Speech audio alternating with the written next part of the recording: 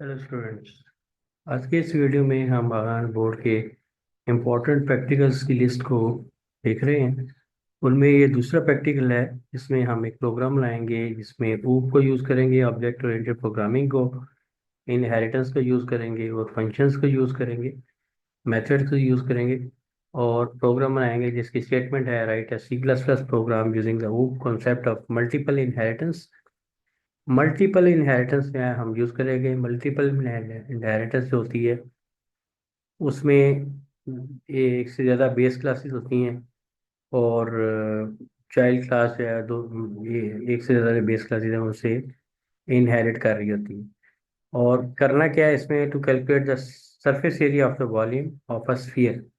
Sphere का आपने surface area और वॉल्यूम जो है वो फाइंड आउट करना है। तो ये स्टेटमेंट जो है इसी को मैं कॉपी कर लूँगा और एज ए कमेंट प्रोग्राम है उसको हम कोड करना शुरू करेंगे।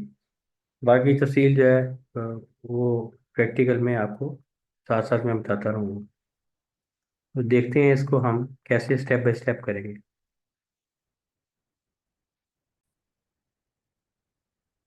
ये प्रैक्टिकल के इसी कोड को मैंने कॉपी कर लिया है और इसकी रिक्वायरमेंट में हम देखते हैं कि करना हमने क्या है। रिक्वायरमेंट आपकी ये है, एज ए कमेंट मैंने इसको कर दिया है ताकि इसके अकॉर्डिंगली जो है आप प्रैक्टिकल स्टेप बाय स्टेप जो है परफॉर्म करें। इसी पैटर्न के ऊपर प्रैक्टिकल आपको होता है। Create a base class shape that will contain a protected data member radius and a public function set radius। तो इसमें ये वाला बनाएंगे। दूसरा बात है create another base class volume calculator that provide a function calculate sphere volume to compute the volume of the sphere using the formula 4 by 3 PRQ। तो उसके बाद create a drive class sphere that inherits from both the shape and volume calculator, यानी multiple inheritance को use करेंगे। तो इसको हम step by step शुरू करते हैं। सबसे पहले हम आपको पता है इंक्लूड करवा रहे होते हैं यहाँ पे हेडर फाइल्स, जो कि आयोस्ट्रीम हेडर फाइल है, बड़ी ज़रूरी है इनपुट आउटपुट ऑपरेशन के लिए। उसके बाद यूजिंग नेम स्पेस एसटीडी।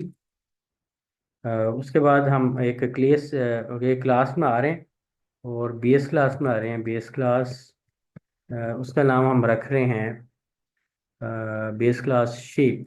इसको मैं कॉपी कर लेता हूँ यहाँ से। तो क्लास का नाम मैंने शेप रखा। उसके बाद मैंने कर्ली ब्रेसेस लगाई यहाँ पे, सॉरी शेप। तो यहाँ पे क्लास का रिजर्वर, क्लास बनाने के लिए क्लास का रिजर्वर, उसके बाद शेप और उसके बाद कर्ली ब्रेसेस, और ये आपकी क्लास बन चुकी है। इसमें एक प्रोटेक्टेड डाटा मेंबर लेना है, जैसे यहाँ पे बताया प्रोटेक्टेड डाटा मेंबर, उसका नाम रेडियस है। और पब्लिक फंक्शन लेना है जिसका नाम सेट रेडियस है। तो इनको भी देख लेते हैं, यहाँ पे कर लेते हैं। प्रोटेक्टेड डाटा मेंबर ले लिया मैंने। और प्रोटेक्टेड जो होता है वो डाटा मेंबर ऐसे डाटा मेंबर होते हैं जिसकी जो एक्सेसिबिलिटी है वो इनहेरिटेड क्लासेस में ही महदूद रहती है, राइट। तो प्रोटेक्टेड दे दिया। उसके बाद ये फ्लोट या डबल डेटा टाइप का हम ले लेते हैं। डबल डेटा टाइप का ले लेते हैं रेडियस। आप इसी को कॉपी कर लें, यहाँ पे रेडियस को कॉपी करके इधर पेस्ट कर सकते हैं। इसी तरह पब्लिक फंक्शन जो है सेट रेडियस, इसको मैं कॉपी कर रहा हूँ यहाँ से। और ये पब्लिक बनाना है चूँकि, तो मैंने पब्लिक का रिजर्वर लगाया कॉलन साइन। और मज़ीद ये है कि इसको अ, ये सेट रेडियस वाइड ये कोई चीज़ रिटर्न नहीं कर रहा। सेट रेडियस कॉपी कर दिया और उसमें एक पैरामीटर दे दिया मैंने डबल डेटा टाइप का, और उसको आर कर दिया। तो और उसके बाद क्योंकि ये मेथड है तो इसका कर्ली ब्रेसेस यहाँ पे ऐसे एज इट इज आएंगे। ठीक है जी। उसके बाद इसकी जो डाटा मेंबर है उसका नाम है रेडियस। तो रेडियस हो जाएगा इक्वल टू आर, यानी इसमें जो पैरामीटर आएगा इसमें वो ये वैल्यू स्टोर हो जाएगी। ठीक है, यहाँ तक ये चीज़ हमारी क्लियर है। नेक्स्ट हमने क्या करना है कि ये क्लास आपकी मुकम्मल हो चुकी है। आप अगली क्लास हम बनाने के लिए जाएंगे और अगली क्लास हम करेंगे class derive, sorry, volume calculator. ये इसकी क्लास का नाम है। तो आपने यहाँ पे लिख दी क्लास, बेस क्लास एक और इसका नाम है वॉल्यूम कैलकुलेटर। उसी पैटर्न के ऊपर ये क्लास बनाएंगे, क्लास का रिजर्वर लिखेंगे उसके बाद ये क्लास का नाम, राइट।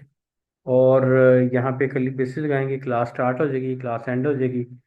और इसमें भी कुछ डाटा मेंबर या मेंबर फंक्शंस हम देखेंगे, वो क्या है। वो ये यहाँ पे आपको नज़र आ रहे हैं, वॉल्यूम कैलकुलेटर, और it should include the following methods. Calculate area का फार्मूला ये है, और कैलकुलेट वॉल्यूम। तो कैलकुलेट एरिया जो है बेसिकली ये पब्लिक आप मेथड इसमें बनाएंगे। तो हम इसको ले लेते हैं यहाँ पे,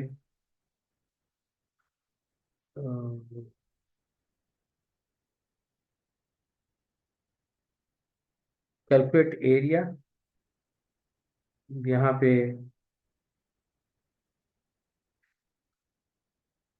inherit from both sphere and volume calculator.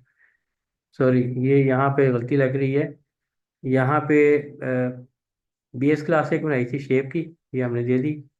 उसके बाद ये अगली क्लास ये वाली है, create another base class volume calculator provide a function calculate sphere volume. ये इसको कॉपी करना है आपने। और to compute the volume of the sphere using the formula 4/3 pi r cube. तो यहाँ पे आ जाएं आप जनाब, यहाँ पे पब्लिक फंक्शन बनाएंगे, ठीक है जी। और पब्लिक फंक्शन का नाम जैसे मैं बता चुका हूँ, डबल डेटा टाइप का, कंट्रोल V कर दिया। और इसमें एक पैरामीटर जो है डबल डेटा टाइप का, वो ही जो आपका ऑलरेडी है वो आपने डाल दिया, और जब उसके बाद हमने क्या किया, हमने फार्मूला लगाया यहाँ पे रिटर्न, क्योंकि ये मेन फंक्शन को रिटर्न होगा। और इसका फार्मूला क्या है, फार्मूला ऊपर देख लेते हैं। फार्मूला है जी ये वाला, 4/3 पाई r क्यूब। तो जनाब इसको कॉपी कर लिया मैंने फार्मूले से, ताकि गलती ना लगे। आपने भी ऐसे ही करना है। और यहाँ पे आके आपने बेशक आप एंटर कर दें यहाँ पे, फार्मूले को आपने पेस्ट कर लेना, ताकि इसके अकॉर्डिंगली आप काम कर सकें। तो ब्रैकेट लगाएंगे सबसे पहले, और इसमें लिखेंगे 4/3। उसके बाद मल्टीप्लिकेशन का साइन, पाई की वैल्यू 3.14159, ठीक है। उसके बाद मल्टीप्लाइड बाई आर, आर है हमारा रेडियस, ठीक है। तो ये वाला रेडियस जो है बेसिकली ना, ये, तो इसको 3 टाइम आपने लिखना है, रेडियस इंटू रेडियस, क्योंकि क्यूब है। और इसके बाद मल्टीप्लाइड भी फिर रेडियस, तो इसके बाद सेमी कॉलन। ये हमारा जो फंक्शन है ये कंप्लीट हो चुका है। अच्छा, अब ये हमारे पास दो बेसिकली क्लासेस बन गई हैं, बेस क्लासेस, एक शेप की और एक वॉल्यूम कैलकुलेटर की। अब देखते हैं, अब आपने मल्टीपल इनहेरिटेंस को यूज़ करना है, तो उसकी स्टेटमेंट देखते हैं अब क्या है। वो जी कहता है जी कि यहाँ पे आप आ जाए, ये वाला, create a drive class sphere that inherit from both the shape and the volume calculator. Sphere की आप क्लास में आनी है जो कि दोनों क्लासेस से पहले वाली दोनों क्लासेस इनहेरिट करेगी। It should include the following methods, calculate area और कैलकुलेट वॉल्यूम। तो ये यहाँ पे आप ये वाला कर लें। तो स्फीयर की क्लास बनानी है, स्फीयर को पहले कॉपी कर लेते हैं हम, स्फीयर की, ठीक है। तो और जनाब यहाँ पे ये तीसरी क्लास यहाँ पे बनाए, ठीक है। यहाँ पे अपनाएंगे एक चाइल्ड क्लास स्फीयर, राइट। अब यहाँ पे बनाइए क्लास स्फीयर का नाम दे दिया। उसके बाद इनहेरिट कहाँ से कर रही है, इनहेरिट कर रही है जनाब आपकी दो क्लासेस से। वो यह है एक शेप, शेप की क्लास से भी इनहेरिट कर गई है, इसको कॉपी कर लें। उसके बाद दूसरी क्या चीज़ है,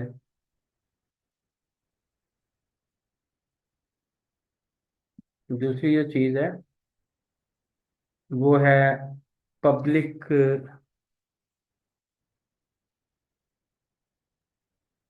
उसके बाद है वॉल्यूम, ये वाली क्लास इससे इनहेरिट कर रही है, ठीक है, राइट। तो इसके बाद कली बेस से ये आपकी क्लास मुकम्मल हो चुकी है। लेकिन अब इसमें एक खामी है, आपने ये आपने क्लास बनाई है स्फीयर की, जो कि शेप और वॉल्यूम कैलकुलेटर से इनहेरिट कर रही है। अब यहाँ पे आपने एक्सेस स्पेसिफाई नहीं दिया, तो आपने यहाँ पे नॉर्मली जो देते हैं, यहाँ पे जो भी क्लास से इनहेरिट करेगी, यहाँ पे पब्लिक का रिजर्वर्ड लाजमी लिखना है, अनलेस के आपको मेंशन ना किया हो। ठीक है, पब्लिक का मतलब ये है कि पब्लिकली इनहेरिट कर रही है, राइट।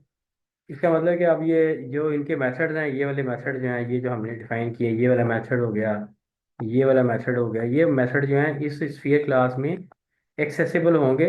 और उसका अपना कोई मेथड हो सकता है, वो भी हो सकता है। ठीक है, अच्छा, ये हमारी क्लास अब बन गई, राइट। अब इसकी क्या रिक्वायरमेंट है, अपनी इसकी क्या रिक्वायरमेंट है, ये ज़रा चेक कर लेते हैं। हाँ जी, ये कह रहा है कि it should include the following methods: calculate area, compute the surface area. तो इसमें भी दो मेथड हमने बनाने हैं, एक कैलकुलेट एरिया का और एक कैलकुलेट वॉल्यूम का। ये आपको नीचे नज़र आ रहा है, राइट। तो कैलकुलेट एरिया सबसे पहले बना लेते हैं। यहाँ पे पब्लिक मेथड अमूमन पब्लिक होते हैं। तो यहाँ पे जब पब्लिक आपने लिखा, उसके बाद ये डबल डेटा टाइप का आपने दे दिया कैलकुलेट एरिया।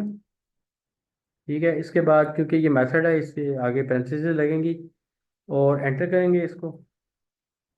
और फिर आप क्या करेंगे, यहाँ पे रिटर्न करवाएंगे जो भी इसका फार्मूला है, राइट। तो फार्मूला क्या है, गालबन ये वाला फार्मूला था, ये 4 PR²।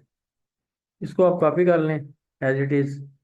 और जनाब यहाँ पे, सॉरी, यहाँ पे आके आप इसको पेस्ट कर सकते हैं इसके फार्मूले के, ताकि आप अकॉर्डिंगली इसके काम कर सकें। तो मैं यहाँ पे लिखूंगा रिटर्न स्टेटमेंट इनटू पाई की वैल्यू आपने दे देनी है 3.141519, तो इस तरह की वैल्यू है।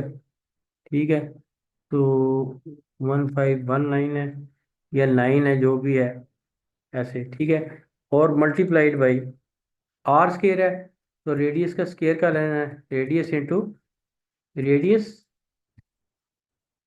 राइट। ये एक पहला मेथड हो गया। दूसरा मेथड क्या है, जल्दी से दूसरा मेथड भी देख लेते हैं।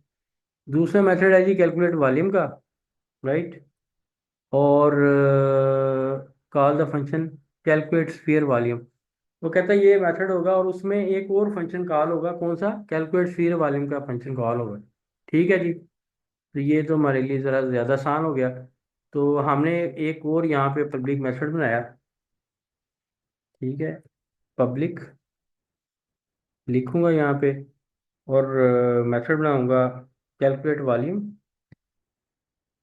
क्योंकि मेथड है तो पैरेंथेसिस लगेंगी, और एंटर करेंगे, और इसकी अपनी, और ये रिटर्न क्या कराएगा, रिटर्न कराएगा दूसरा मेथड जो आपने पहले बनाया था, कैलकुलेट स्फीयर वॉल्यूम वाला, ये वाला बेसिकली। ठीक है, राइट।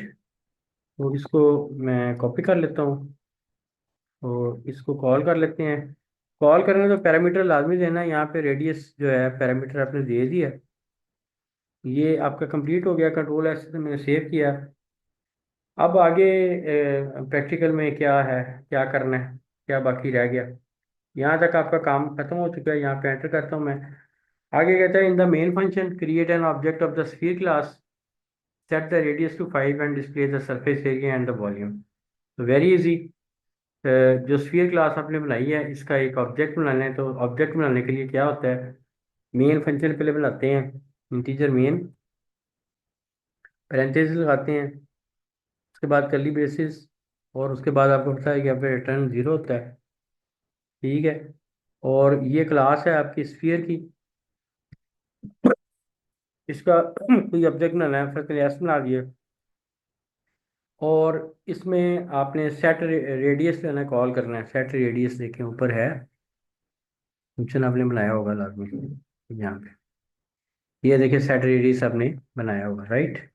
तो आपने कैसे कॉल करना है, सिंपल, ऑब्जेक्ट बन गया, एस डॉट करेंगे तो सेट रेडियस आपका यहाँ पे आ जाएगा, राइट राइट, ये वाला फंक्शन आपके सामने। और इसमें 5 आपने दे दिया, वो कह रहा था उसकी रिक्वायरमेंट थी 5 की। यहाँ 5 ब्रैकेट में दे के उसके आगे सेमी कॉलन लगाया।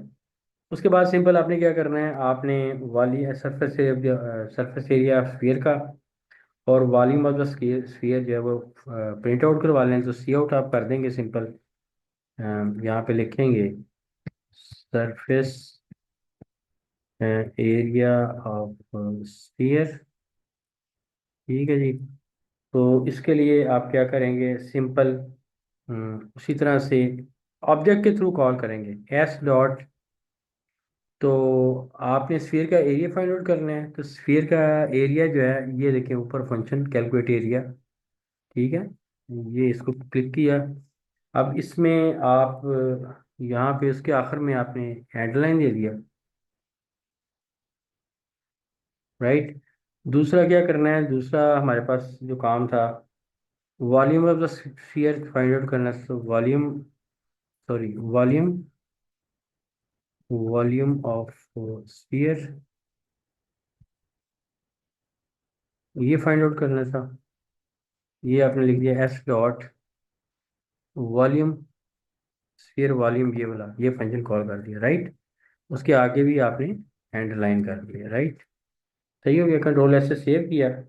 अब ये मुझे उम्मीद है कि ये प्रोग्राम जो है वो सक्सेसफुली जो है वो रन होगा। तो F11 में प्रेस करने लगा हूँ, F11 प्रेस कर रहा हूँ, और यहाँ पे एरर आ चुका है। वो कह रहा है जी कि यहाँ पे जो अ, है आपका ये गलत दिया गया है। तो इसमें एरर क्या है, इसमें एरर ये है कि आपने या तो यहाँ पे भी रेडियस रखें, आप यहाँ पे रेडियस लिखें, तो या फिर इसको आर कर दें रेडियस की जगह पे। दोबारा इसको करते हैं, F11 करने लगा दोबारा से, मैंने ठीक किया इसको। और अब इसमें भी यही सेम यही चीज़ आ रही है। और इसमें वो कह रहा है जी कि डबल डेटा टाइप 3.14। ठीक है जी। तो यहाँ पे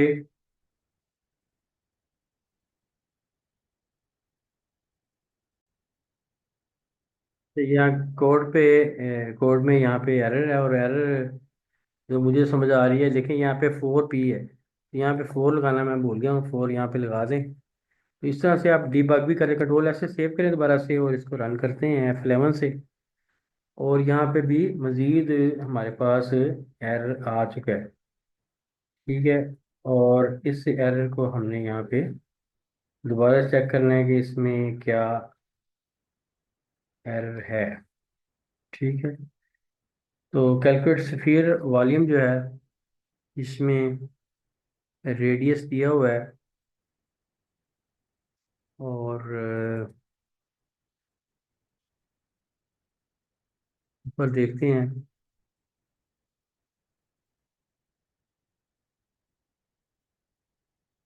रेडियस एज ए पैरामीटर यहाँ पे आपने यहाँ पे इसको दिया हुआ है। ठीक है, तो यहाँ पे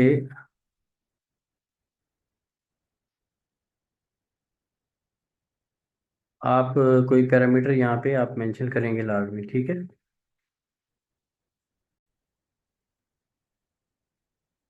ये दोबारा से इसको रन करते हैं।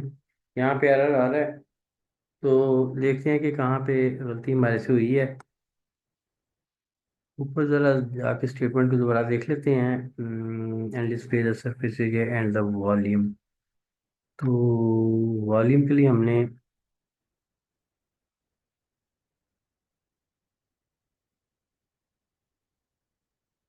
कैलकुलेट वॉल्यूम का फंक्शन बनाया था, राइट, ये वाला। यहाँ पे ये हमने कॉल करना है जी, यहाँ पे गलत कॉल हो गया, कैलकुलेट वॉल्यूम। ठीक है जी। अब मैं इसको सेव करता हूँ कंट्रोल एस से, और अब दोबारा से रन करके चेक करते हैं।